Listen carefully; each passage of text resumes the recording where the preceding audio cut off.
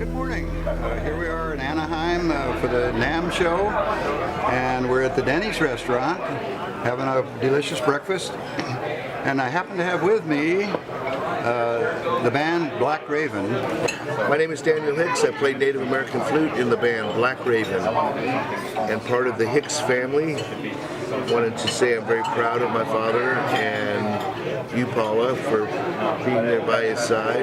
Also wanted to mention members of the band Black Raven that aren't here today. Mr. Louis Matoya is a very dear friend of ours, and I'd like to announce that he's playing bass guitar for our band. He's also a student of GIT. So I want to turn it over to Gonzo so we can introduce some of his story. How you doing? My name is Gonzo Sandoval, and I play percussion and drums in the band Black Raven. Black Raven is a progressive native rock group. It's one of a kind. The origins of the Black Raven situation that's currently is that Daniel had produced a record called First Flight, and he used other musicians, and at that time I hadn't seen him in like 20 years. He was originally our guitar tech for our heavy metal band Armored Saint, and we did some touring in the United States around the year 2000. So he contacts me 20 years after that, and he says, I'd like for you to play percussion on our next record. And I said, okay, cool, but see, the thing about it, I told him, is I don't do anything I don't love. If I love it, then I give my 100%. If I don't love it, then I don't feel good because I'm not giving my 100%, and then the other person's not getting the best of me. And so rather than get into that scenario, I just say no. But if I love it, then I'm all in. So he sent me the music, and I listened to it, and knowing him 20 years ago and then meeting him again 20 years after, they're two different people. So when he sent me the music and I heard it, it actually made me laugh. But it made me laugh not because it was horrible, it made me laugh because it was phenomenal. And I just, it all hit me at once where he was and where he is now.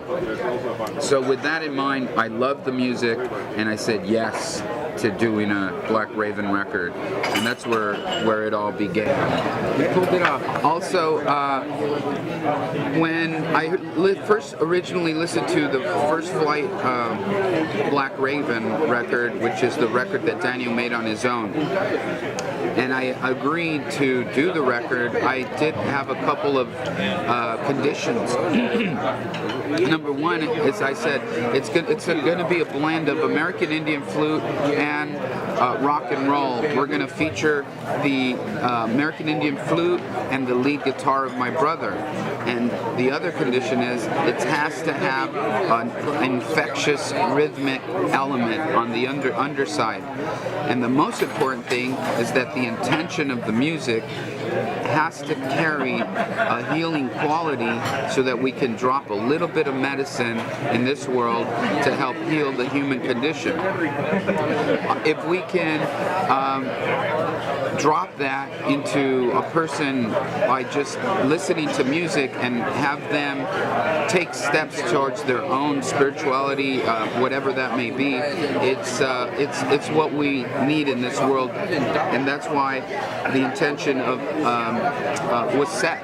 And so we didn't know what kind of music it was going to be. We didn't know what songs we were going to play. We didn't know how it was going to be. We just set up this intention and then set it into motion.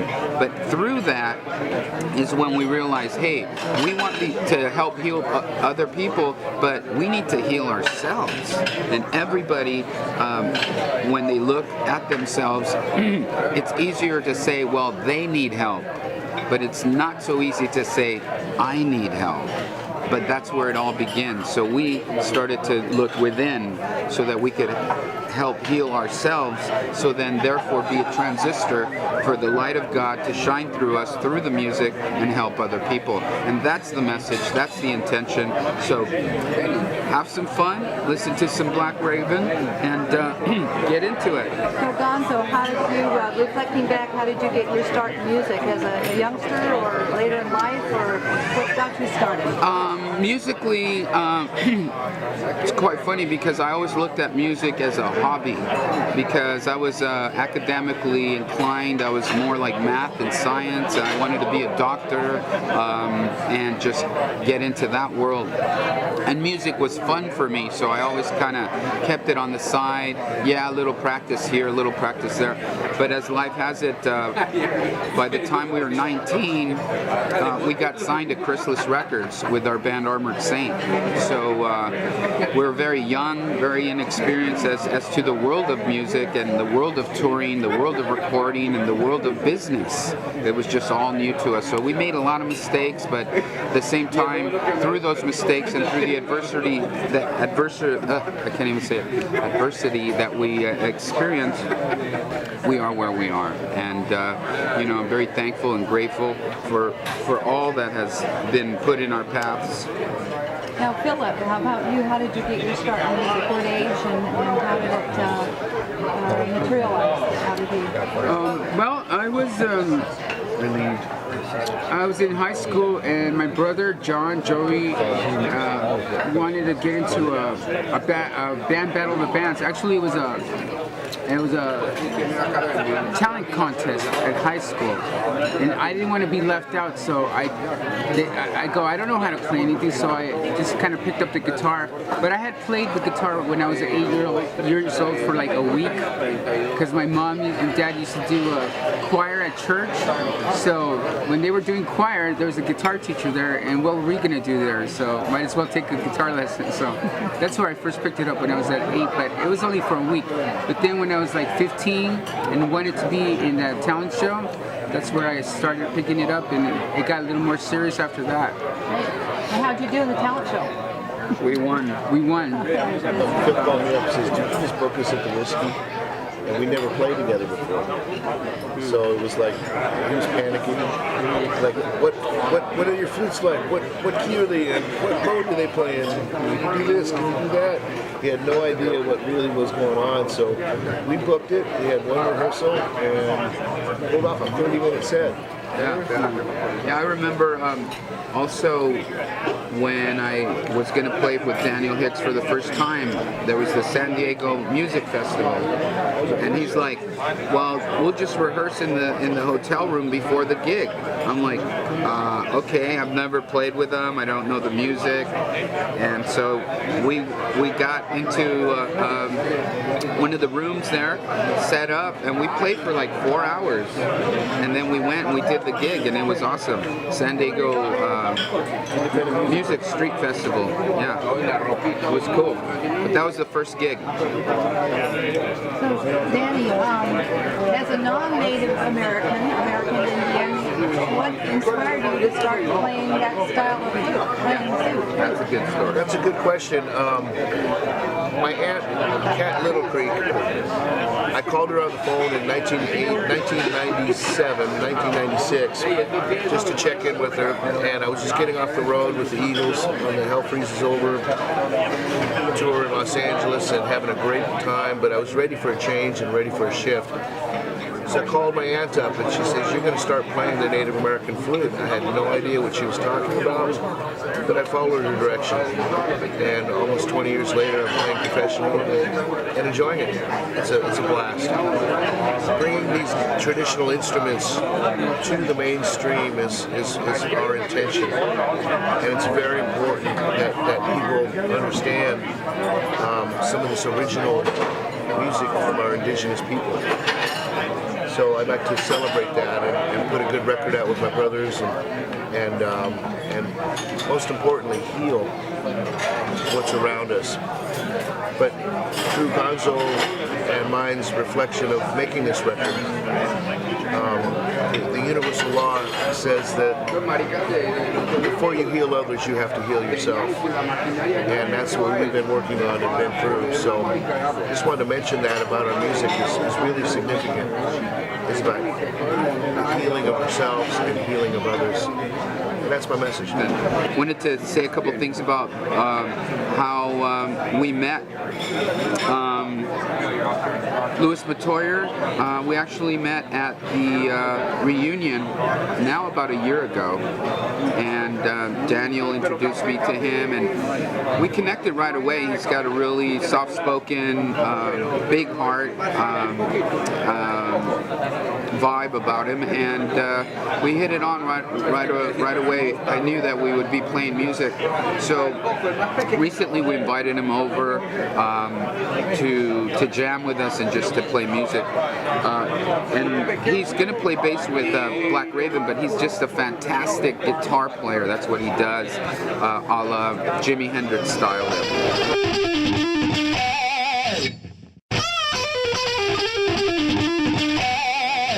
Anyway, we were there at rehearsal, and he saw my bass, and hanging, it's an old Ibanez copy of a P bass, and so he picked that up. He really enjoyed it. He plugged it in, and he did say to me that he does not play bass, and I said, that's all right. You're an amazing guitar player. I'm sure you can do very well. But he picked up the bass. He really enjoyed it, and we ended up jamming for 4 hours. And he did say that he doesn't ever play bass for anyone, but for Black Raven and for the situation, he felt really comfortable and is enjoying it. Next thing I know, he shows up with a 5-string Tobias bass. What's up? Captivating pull to many of us. Remind me of a simple story of when my dad decided to move out to Sedona in 2002. Well, needless to say, we both decided within the same week, without talking to each other, to move to Sedona at the very same time. So, remember that? My dad called me on the phone. He says, Daniel, sit down, I got some news for you. He says, I'm leaving for Sedona. And I had responded to him. I said, well, that's great, because I'm already packed, ready to go myself. And he must have dropped the phone or something, but he was very surprised. But the parallels were... Yeah, I think a lot of the times, we want to know exactly what's going to happen. We want the schedule. We want the time. We want to just know what we're doing. But a lot of the times where you don't know what you're doing, you're just going on feeling or instinct. Those are times where you make the decision. Do you follow that, or do you just go with your own time frame? So I believe that the Creator has a time frame and a plan for all our lives. We just need to let it happen. And so I think that's what I was doing. I was letting it happen, and through that comes this fabulous piece of music. And I truly hope that people listen to it with an open heart and welcome it for what it is. It's great music, and it can go as deep as you want it to go. I want to talk about how I met Dan Hicks. He was working for Armored Saint, and then one time my brother was listening to this awesome flute, and he was checking out Dan's work, and I go, what the heck is that? And he goes, hey, check this out. Remember Dan Hicks? He worked for Armored Saint? I go, yeah. He goes, check this out. He plays, that's Dan Hicks. And I'm going, no way, that's Dan? And I'm hearing this amazing Indian flute, like just very capturing. He goes, he wants me to play drums on his record. And I'm going, man, you should do it. And then that's how it started. I was enamored by the sound of the Indian flute, and then we kind of came up with this concept of having a rock guitar with Indian flute, out of like Pink Floyd, David Gilmour meets this passionate Indian flute sound, and that's kind of like how Black Raven came about. You can check out some of our stuff on Facebook. Well, we don't use MySpace anymore. No. So it's just Facebook and ArmoredSaint.com or Armored Saint Facebook. Also, I'm also a photographer. You could check out some of my stuff on GonzoSandoval.com. And keep in touch, leave comments, and enjoy the creative world we live in. Now, if someone wanted to buy your music, where would they go to purchase your album? Well, let's see. There's a couple places, different places you could go to purchase Armored Saint material and records, and that would be MetalBladeRecords.com or Amazon or iTunes. And as far as Black Raven stuff, I'll pass it over to Daniel. He could let you know where that stuff is. Sure. You can contact us in the band at on our Facebook page. It's how do you clarify that? Facebook.com/Black Raven Music. So it's also Daniel Hicks in Sedona. You can Google that and it'll come up to the Facebook page as well. We'll have a record coming out soon. In the final stages of it now, mixing and mastering it. So come on over and say hi to us at Facebook. We all love it. You could call us at 1-800-WE-NEED-MONEY. No. Thank you. But also, it's the Black Raven Music, right? Black Raven Music is how you can find us on Facebook. Yeah, if you Google Black Raven Music, it'll take you everywhere, right? Sure. We've got plenty of activity going on with social media, as well as running different ad campaigns for the Los Angeles Music Awards, particularly in 2012, Instrumental Album of the Year for the Black Raven Band. And that's pretty good. Yeah. With what album? What album did we win that with? First Flight. That's a loaded question. No. Native Night. Native Night, right, Native Night. It's coming out in 2013. I just wanted to say, the Black Raven story, there's a lot to it. There's so many things that we've been through in the last 3 years that we will tell eventually. But at one point, I didn't really know why I was going to drive with all my gear and just drive to Sedona, Arizona, a place I had never been before. But I was being led and driven by a desire within my heart and soul that said, hey, I don't know why I'm going, I don't know how it's going to work out, but I know it's going to work out because of the feelings that I was having within, and I believe that they were definitely sent by the Creator, God, to say, go on. This is going to be a positive thing, not just for me, not just for Daniel, but for music, for humanity, and this world needs that. We need to get in touch with ourselves so that we know that us as human beings are an amazing light of the Lord. We need to shine our light and bring others to the light so that they too can spread it. And pretty soon we're going to live in a world of light and not of darkness.